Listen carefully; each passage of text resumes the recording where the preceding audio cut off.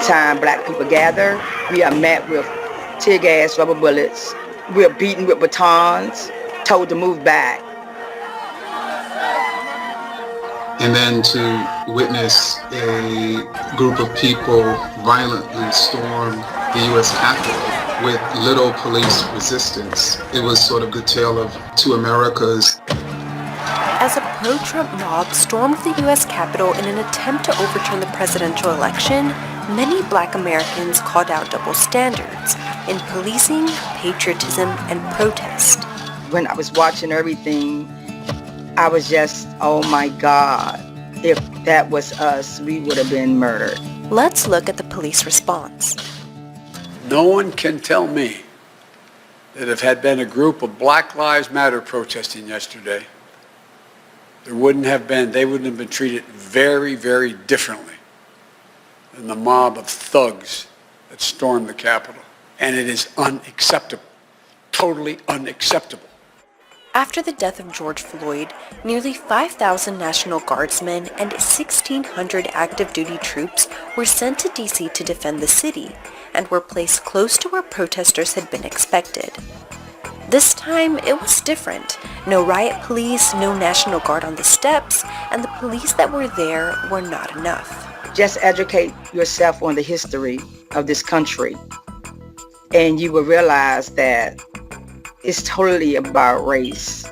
These people literally took over the Capitol with weapons, and they were welcoming and taking selfies with the police. Capitol Police deny race was a factor in how they handled events and say officers were overwhelmed. It took officers 4 hours to secure the U.S. Capitol, and at least 5 people have died. And while law enforcement is looking to file additional charges, so far the majority of arrests have been for violating curfew. In fact, 68 people were arrested on Wednesday night on this charge, compared to 325 charged with curfew violations over 4 days in June. We're going to walk down to the Capitol, and we're going to cheer on our brave senators and congressmen and women. President Donald Trump has been accused of riling the mob with false claims of a stolen election. When Black Lives Matter activists were actually protesting someone being killed, they have been classified, as thugs, as extremists. The president classified us as anarchists, as anti-American. But somehow these terrorists are protesters. Go home. We love you. You're very special. He later condemned their actions, and the National Guard was deployed after rioters breached the Capitol. To those who broke the law, you will pay.